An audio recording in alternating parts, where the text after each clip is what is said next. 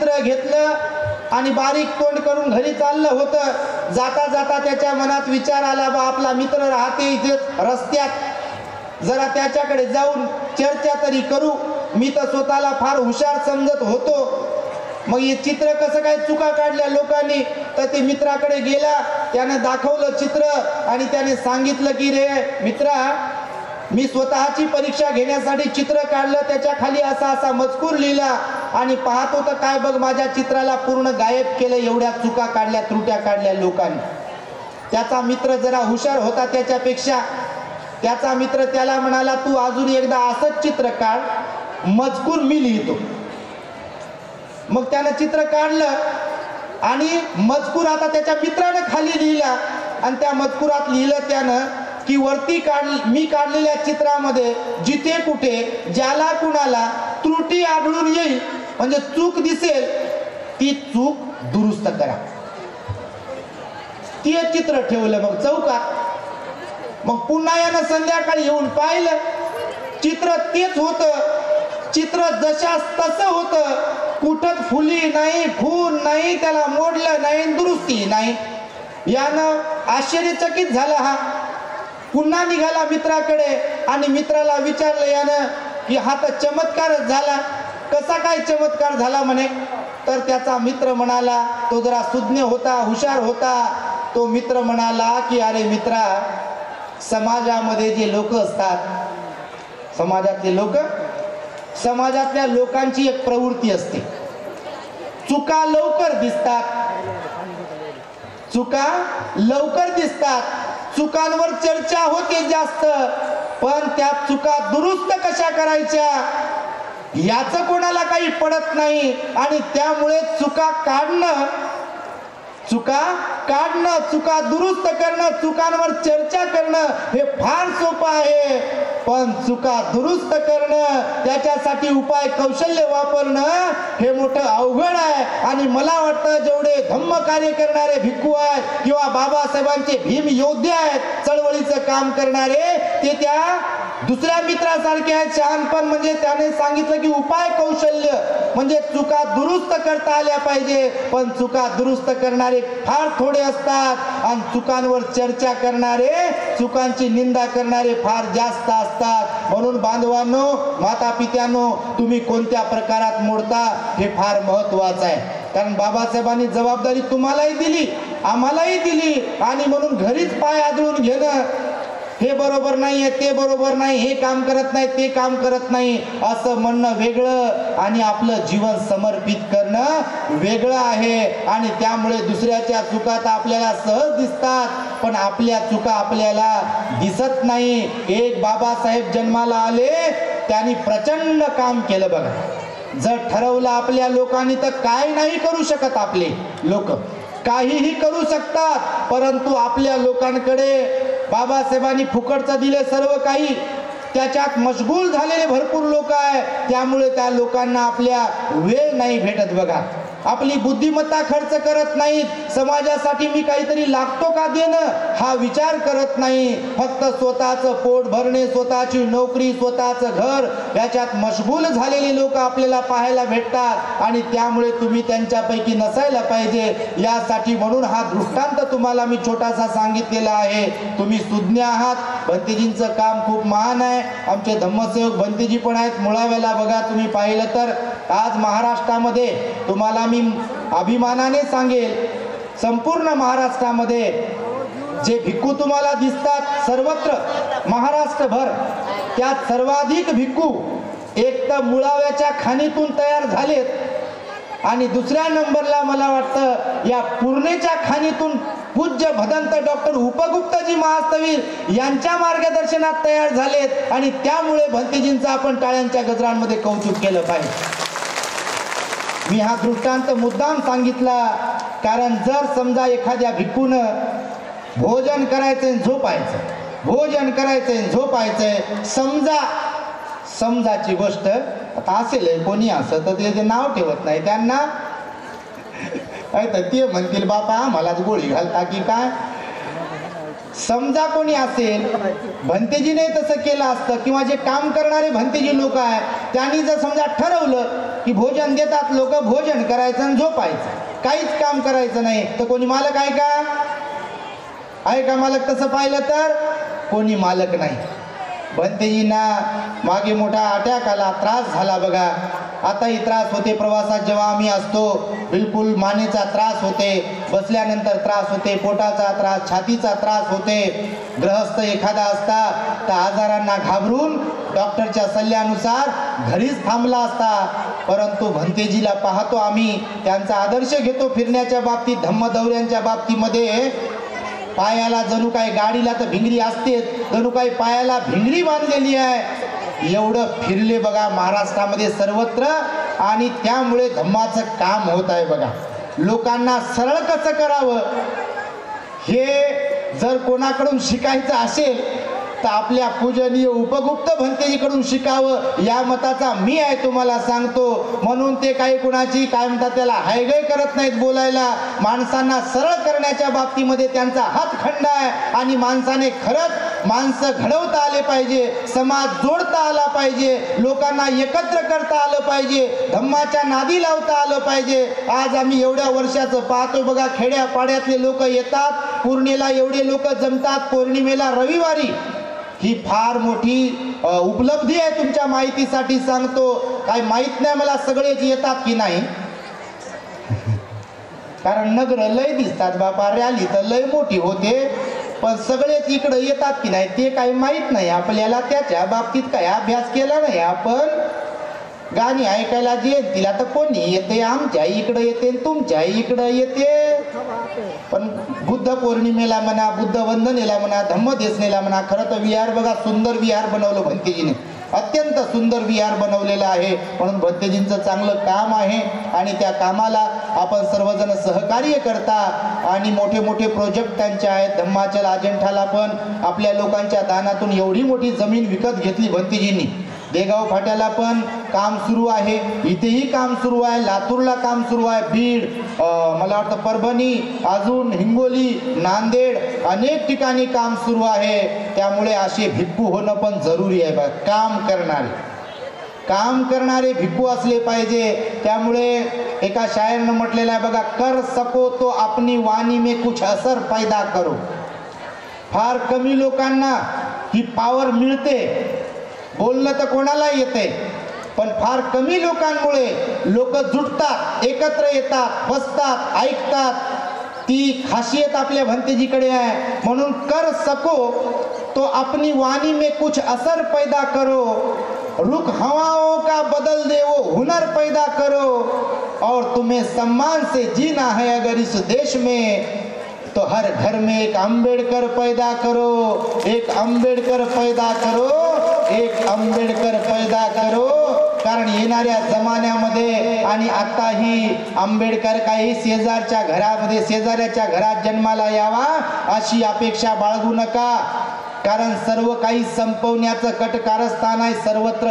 Reservation संपत आहे. तुमच्या माहितीसाठी सांगतो, या देशामध्ये या आविर्भावामध्ये वावरू नका की कोणी काही करू शकत नाही.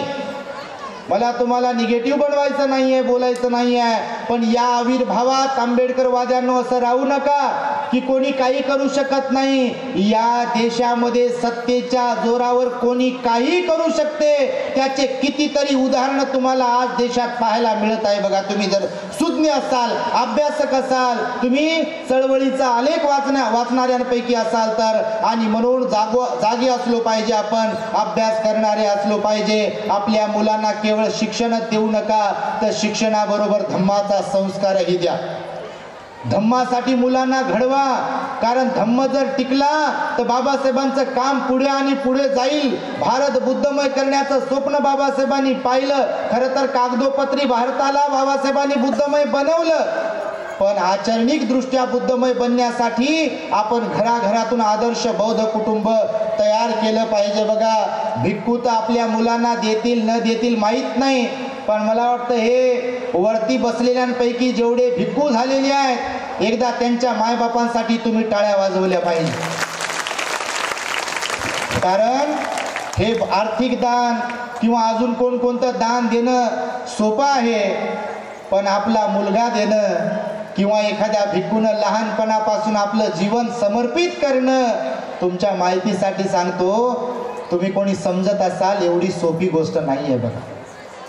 तुम्ही कल्पना करू शकत नाही. तुम्हाला हे वरकरणी दिसत असेल, फ्रेश चेहरे, प्रसन्न चेहरे, परंतु काम करताना फार त्रास होतो. तुमच्या माहितीसाठी सांगतो, हे असंच उगाच बोलत नाही आहे, सरसकट कोणावर आरोप करत नाही, पण काम करताना इतर धर्मगुरूंच्या तुलनेमध्ये धम्माचं काम करताना सर्वाधिक त्रास जर कोणत्या धम्मगुरूला होत असेल आपल्या देशात, तर त्यामध्ये नंबर 1 ला आहेत बौद्ध भिक्खू. तुमच्या माहितीसाठी सांग, प्रचंड त्रास होतो.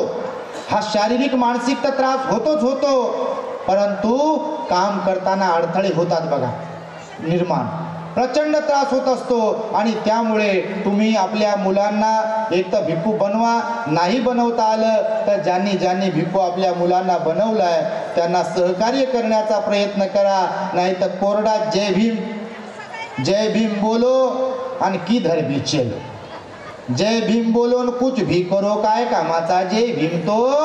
पंचरंगी पट्टी गळ्यात घालून, निळा फेटा घालून जय भीम फक्त म्हणते इथून, तो कोरडा जय भीम काही कामाचा नाही.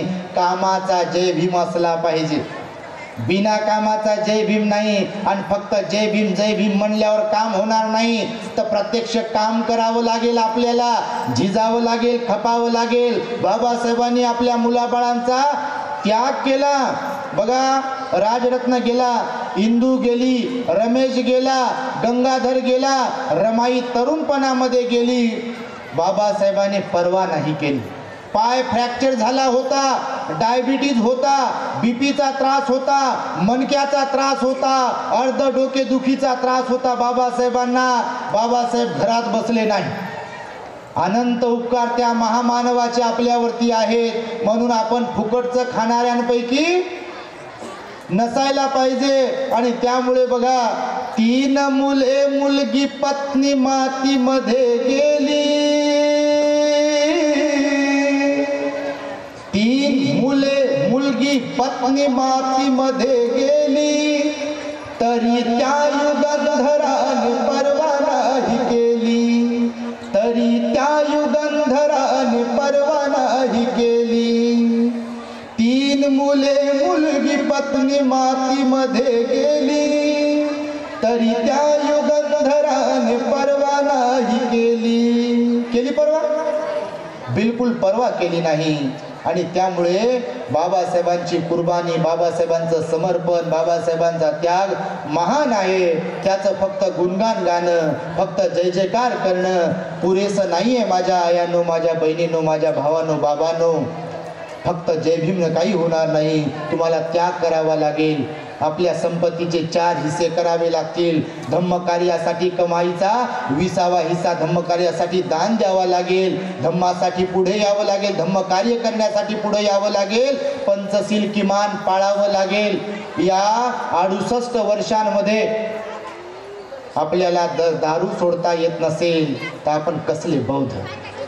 या 68 वर्षांमध्ये तंबाखू खाणं सुटत नसेल तर कसले बौद्ध.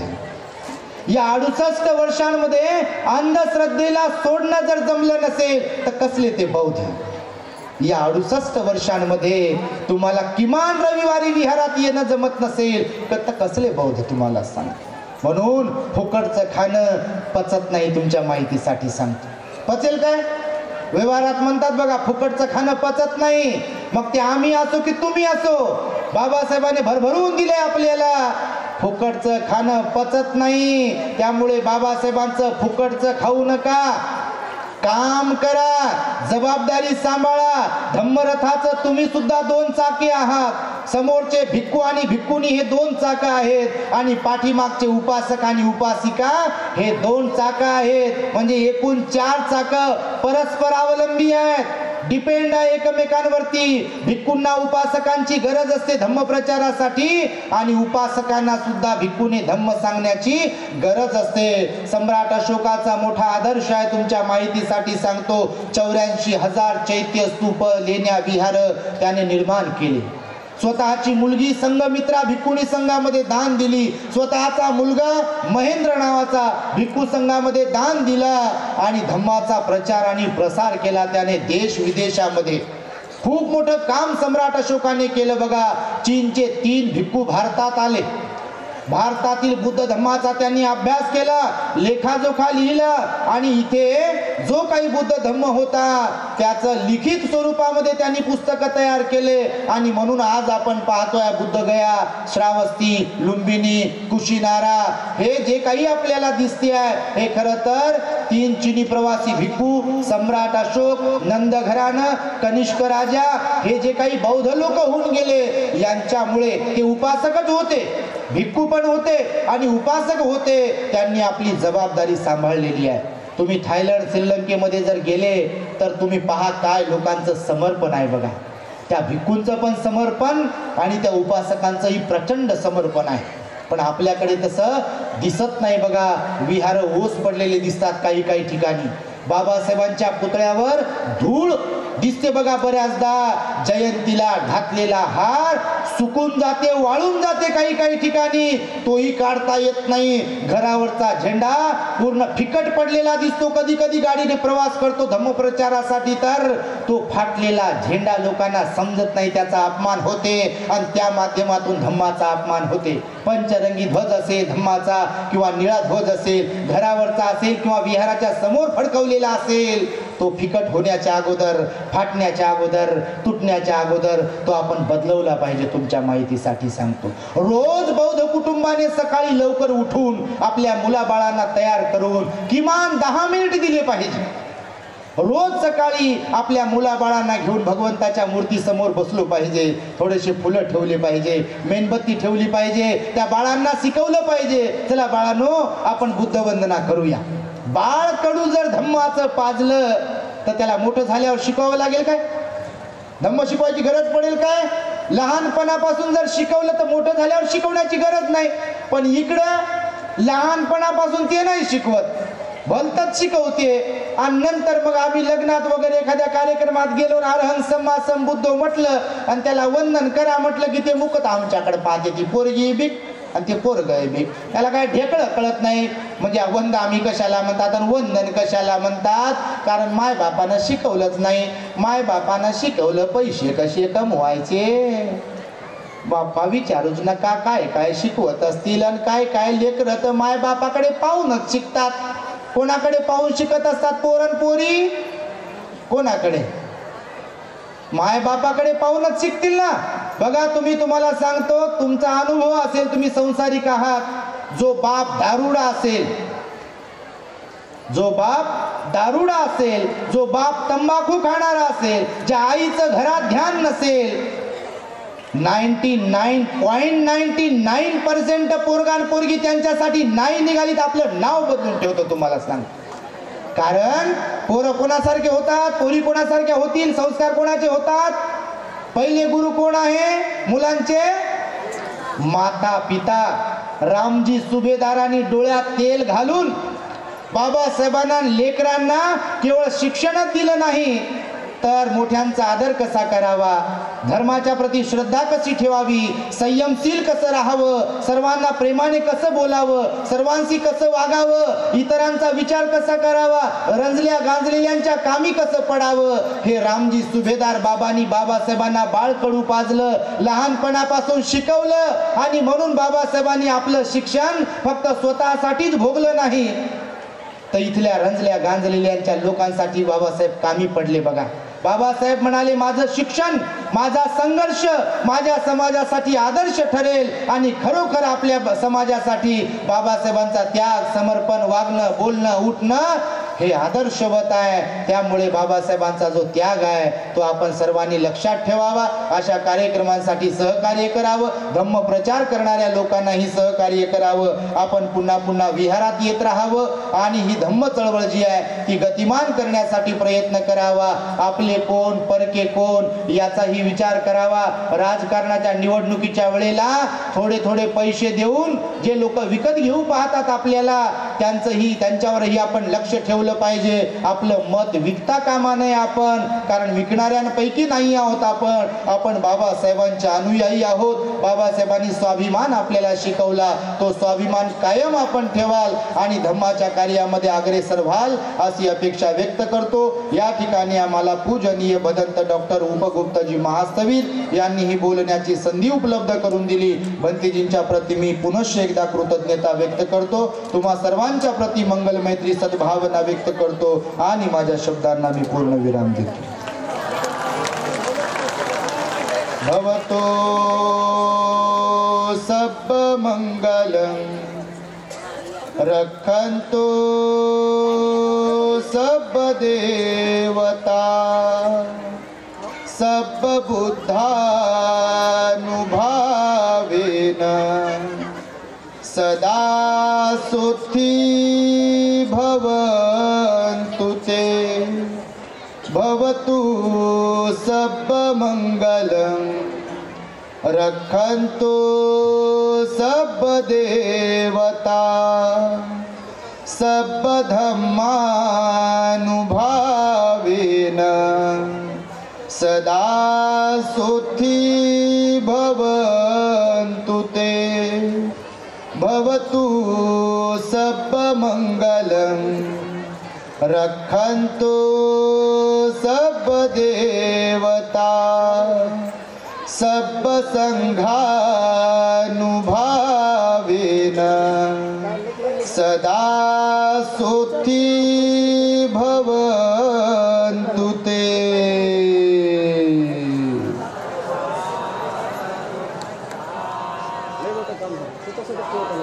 बुद्धं नमामि धम्मं नमामि संघं नमामि.